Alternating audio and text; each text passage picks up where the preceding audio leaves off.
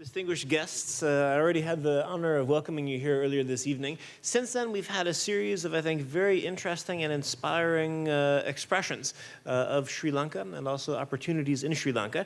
In particular, one quote that stuck in my mind from Secretary General Taleb Rifai, tourism is the oil that never runs out, which I thought is a fascinating quote for two reasons. First of all, of course, in terms of business, investment, etc., which I think was maybe the implication he was trying to give.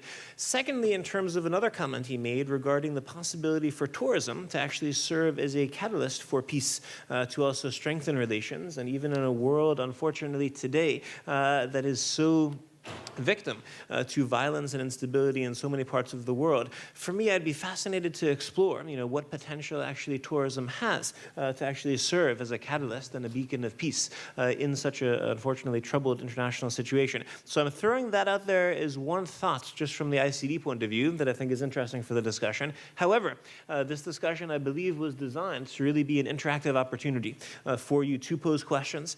You have a very prominent panel here, together with the minister, the ambassador, and the others. So that would be my suggestion. We only have, I think, 15 minutes in the agenda for this. So if the fellow panelists would agree, I would suggest let's take some questions from the audience. Let's see what they'd like to hear about, what questions they have. If you want, you can offer a small response to the opening statement that I made. But most importantly, I think we want to hear what are your questions, especially for those who have not yet had the chance to get to know Sri Lanka.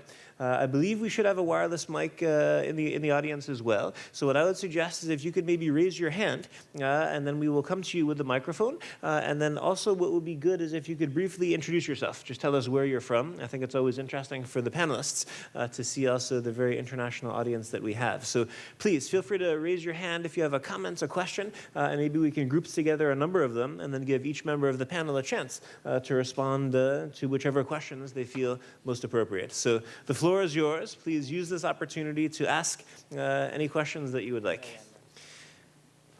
And just raise your hand if you'd like to go first. And don't be shy. Okay. Hello. Thank you very much first for all the very interesting presentations. I mean, I'm really overwhelmed with that beauty of Sri Lanka. My name is Yara Mualla. I come from Syria, and I'm doing here my PhD at the ICD. My question is, I think it can be for all of you, is Sri Lanka has a very beautiful nature and very, very deep culture. And I'm sure it's also very well known with its intangible heritage and traditions. How are you keeping or planning to keep this balance between tourism and the originality and authenticity of the island, and in terms of carrying capacity of the island? And when I was seeing the video, I really loved it a lot, but I was a bit waiting to see more Sri Lankan people in it. And I think, how is it really in Sri Lanka? Is it the tourism can be among the local people and see the real culture of Sri Lanka? Thank you. Thank you very much for your question. Let's take a few more while we're at it. Again, we have a very diverse audience. I see a hand over here to the left, so if one of my colleagues can assist. And as always, if you could briefly introduce yourself, would be great. Thank you very much. I'm John Baptist Onama. I come from Uganda. I'm a PhD student here. First of all, I would like to congratulate especially the government, I think so. Sri Lanka is one of the countries that I studied as those that managed to miraculously improve their Human Development Index, which means converting economic growth into also the other indicators of social and economic development. I just wanted to know that what this industry, the tourist industry, is doing particularly, especially for strengthening, promoting, and say reinforcing the reconciliatory process in the Jaffna area, that is not the area that was affected by years of war that was mentioned. Is there any strategy for helping them also to come back to the after the years of difficulty that they had? And that would be, I think, a good thing also for cultural diplomacy at a horizontal level between communities. Thank you. Is there a third question or comment?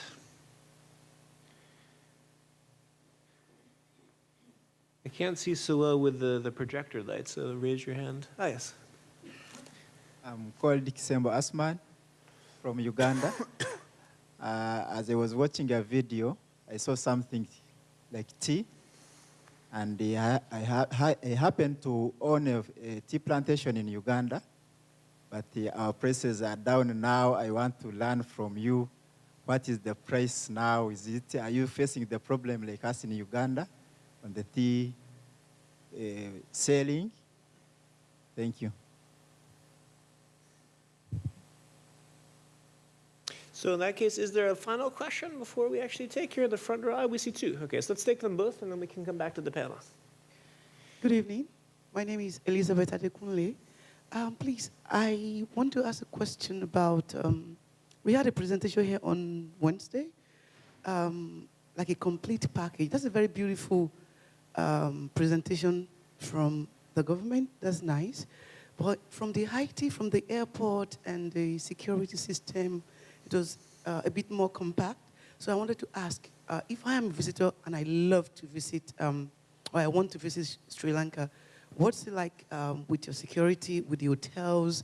That is a bit missing. I mean, maybe, I'm sorry, maybe because I was here on Wednesday.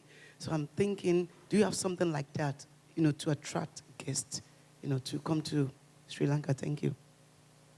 And then in the front row as well, please.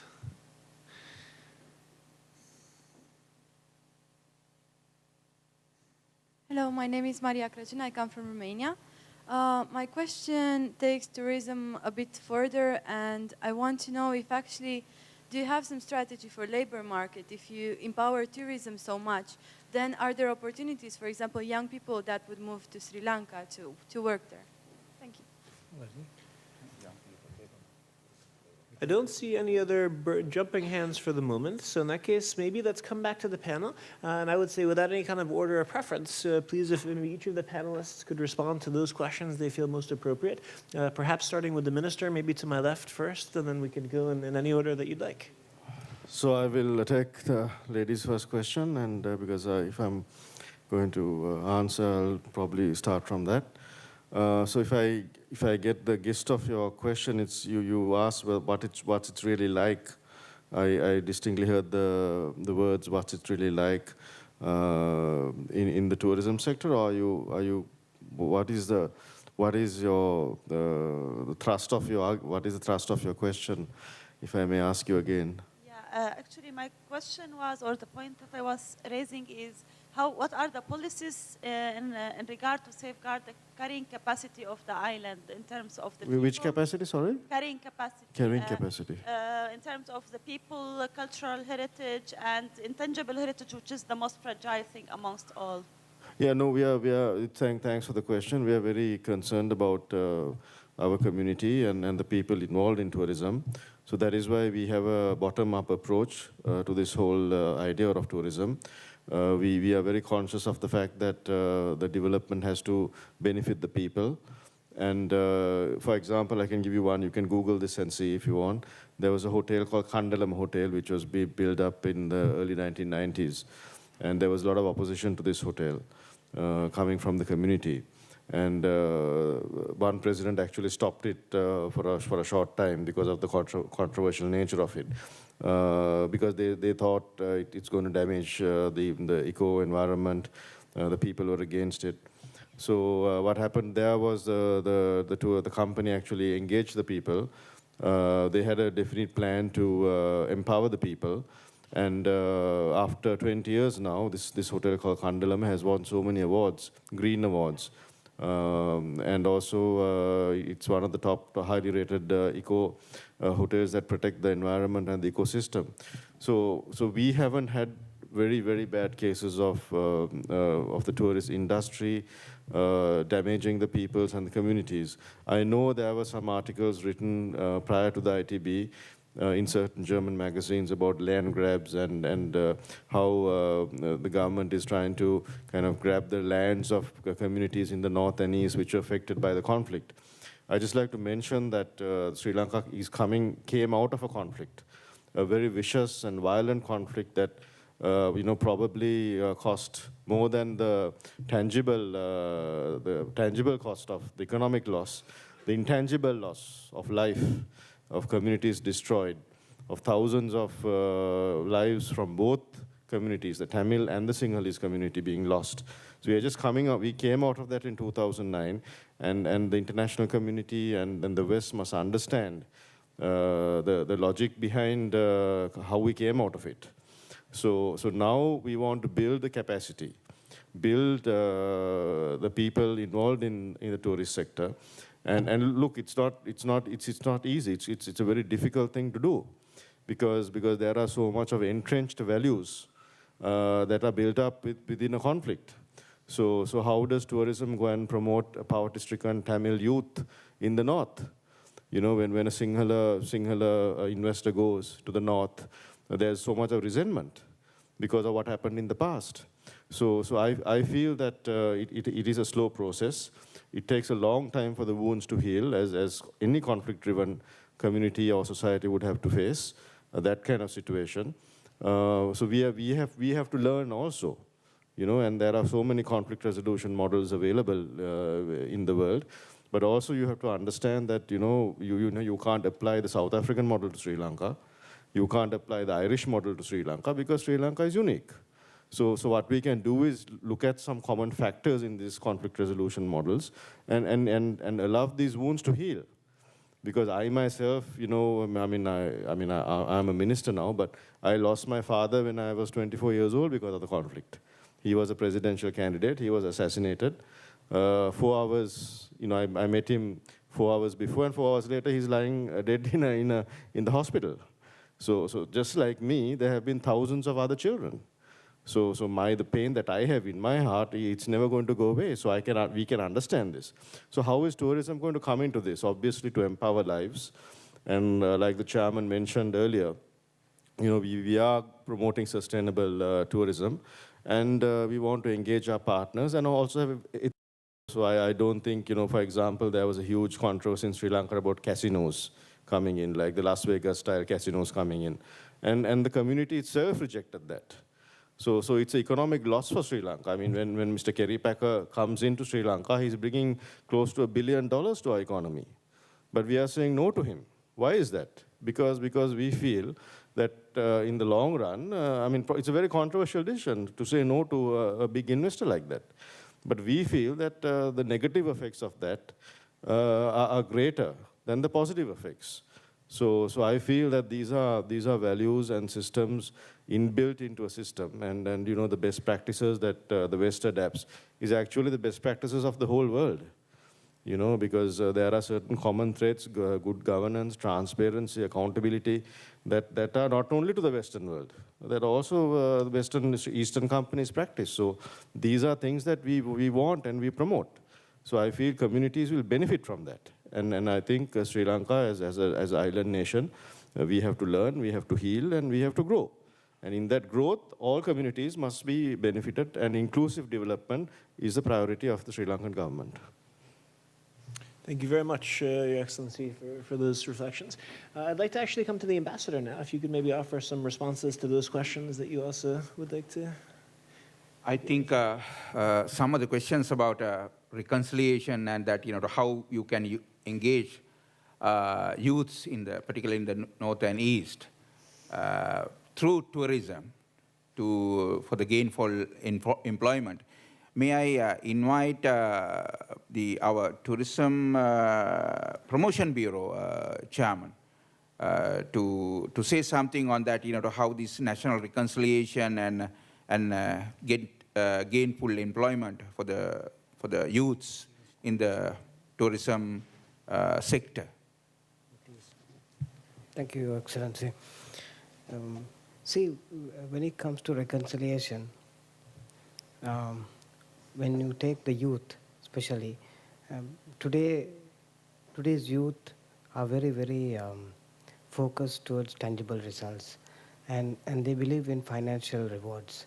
So when you take the hospitality sector, they first of all get themselves educated, and then they would look at opportunities not only in Sri Lanka but out of Sri Lanka.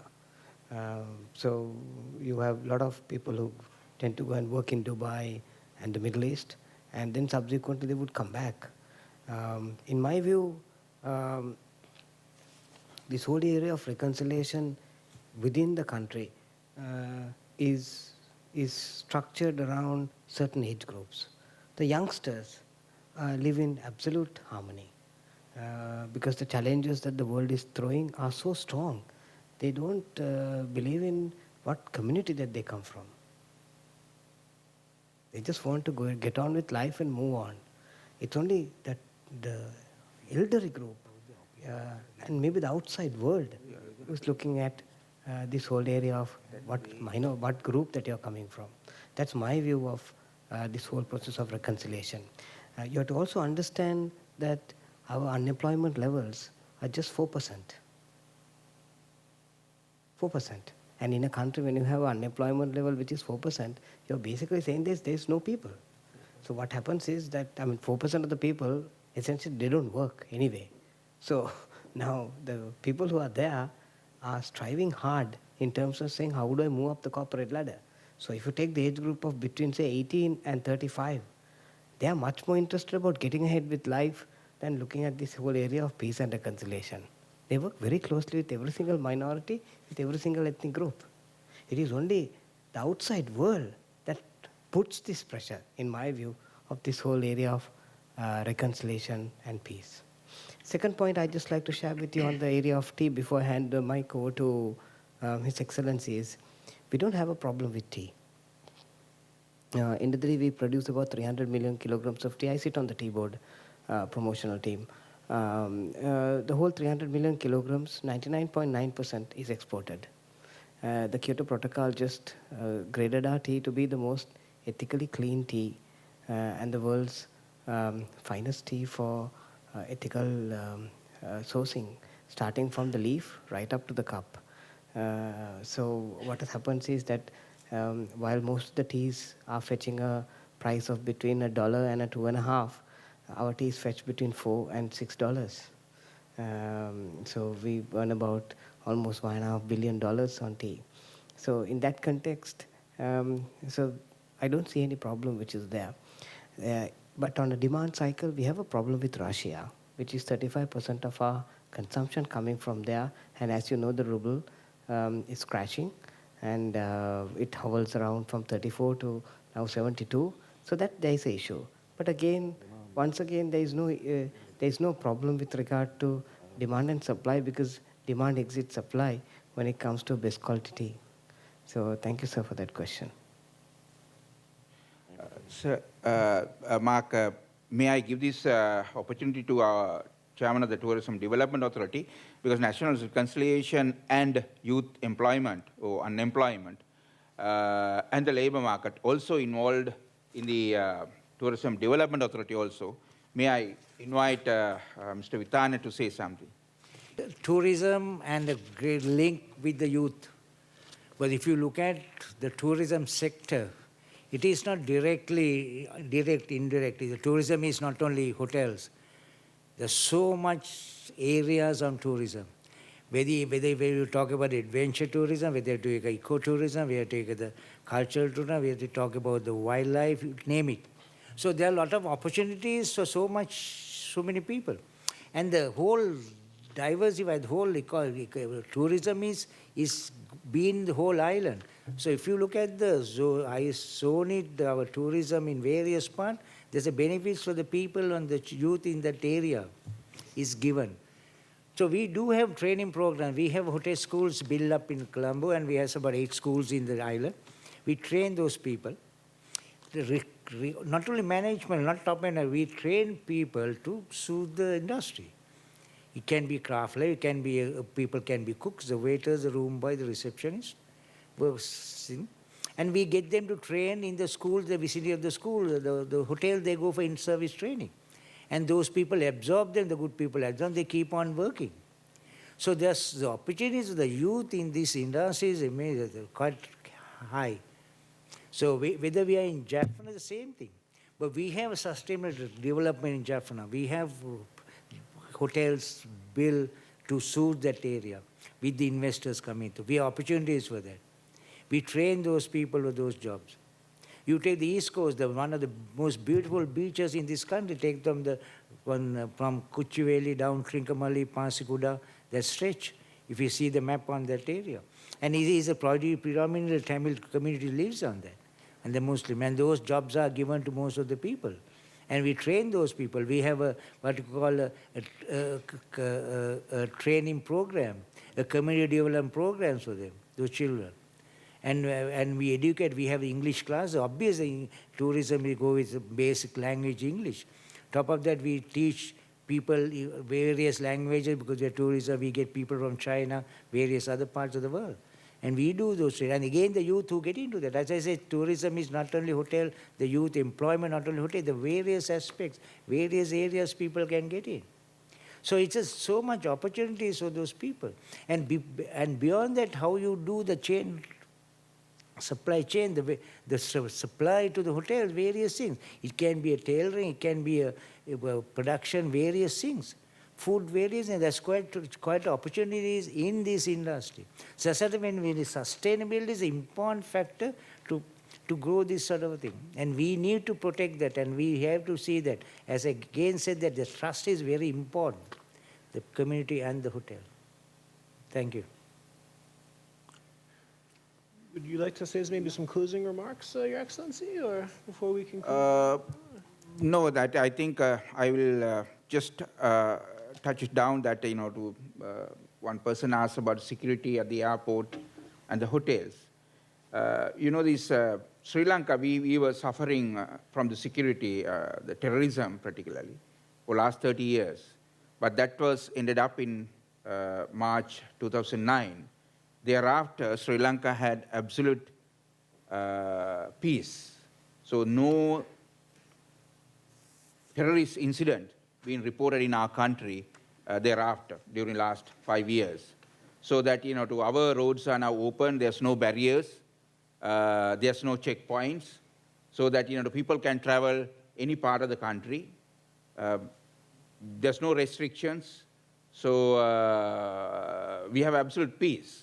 And of course that, the police and the security personnel are there on designated places, that if you need any assistance, that they would provide that, for your assistance. If you go to the airport, of course that, you don't see security, other than the security at the airport, because they are the normal security deployed and at any airport, but there's no such calling armed security at the airport or even hotels. Because these hotels, the roads, and the airports and ports are absolutely peaceful. There's no security threat. So that, the visitors not only be welcome, they can travel and they can enjoy their stay in Sri Lanka with 100% peace. That, please remember, the world has a lot of violence these days.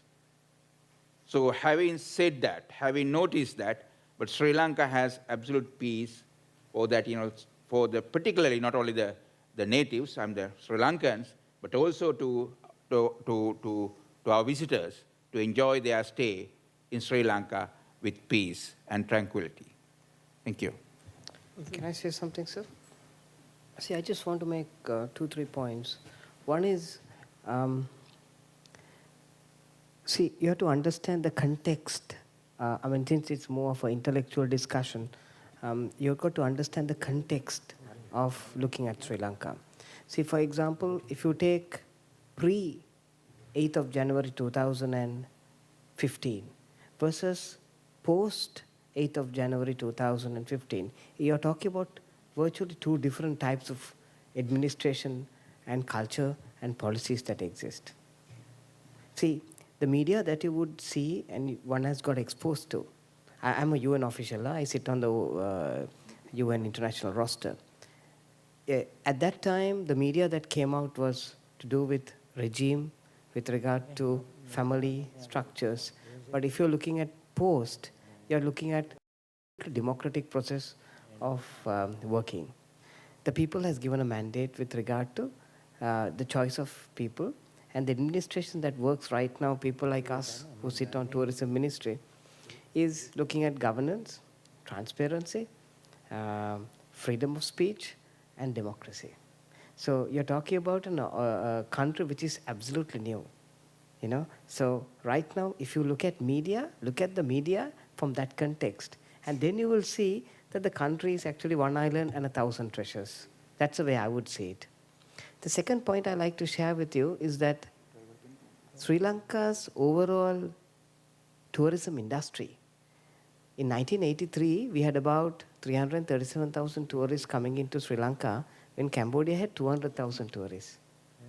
In 2009, when the conflict was over, we had about 500,000 tourists coming to Sri Lanka, and Cambodia had 2.1 million tourists. The cost of that war was equivalent to $6 billion. 6,000 million rupees. That was the cost of the war. And you could have just imagined the gap that exists. Now from Germany, if you look at the number of people who have Googled Sri Lanka, in 2013 you had 1.3 million. Today you have 1.5 million people Googling Sri Lanka. And this morning TripAdvisor was telling me that 6 lakhs people have moved that from awareness level into the consideration set, because when you go to TripAdvisor, it means that you're really looking at coming to this destination. And from that, we have a conversion rate of 1 lakh. So now, the whole proposition right now of the country is, how do I create awareness of these 1,000 treasures, which you just now saw on all the videos, so that then people understand the kinds of diversity, the kinds of authenticity, and the compactness that one can experience. And then if you can propagate this to about 300,000 visitors coming into the country, you can just imagine the exposure the country would have to the world by way of tourism. The last point I would like to share with you is, we have one problem, and that happens to be our forest cover. Our forest cover has gone down from 53% to 29% in the last 2 decades. Now that is going to affect carrying capacity. Now, the current, if you look at UNWTO or Mr. Secretary General's message yesterday, he talked of 2 points. He talked about the being responsible for the environment and community empowerment in his key message. And the good news in Sri Lanka is that we from Ministry of Tourism have started a project called 1,000,000 Trees, which is already there. It's geotagged. So if you buy a tree, you're geotagged. And you can see the tree grow even when you come back from Sri Lanka into Germany. And then maybe in another 5 years' time, you might say, I like to go and show my kids, or I like to show my loved one the tree that I planted 5 years back. Now, through these kinds of propositions, we are trying to increase the forest cover once again from 29% to about 40%. So that then what happens is you maintain that biodiversity and the richness of that whole environment. So I think Sri Lanka is, in my view, if you look at sustainable tourism, people have got conscious of the need for sustainability. People have got conscious to understand that the culture is important for tourism. We cannot ever ask you to come to Sri Lanka if you're not linking with the culture. You would want to go out of the hotel, visit a village, go in a trishaw, go in a cab, meet people, buy a face mask, buy some sweet meat. So the culture is inherently linked to the tourism industry. So now people have got very conscious of this. And now, if you go to the net and Google Sri Lanka, you'll see so many brands which are looking at linking up with environment, linking up with cultural propositions, so that it becomes unique in the eyes of the world. So, in my view, Sri Lanka is now turning into a model of sustainable tourism, not only from the greenery angle, but from the cultural angle. I would strongly encourage, like what UN Secretary General mentioned today, if there's any place in our lifespans that you should never allow to let your life go without coming, would be to Sri Lanka, which is true. Thank you.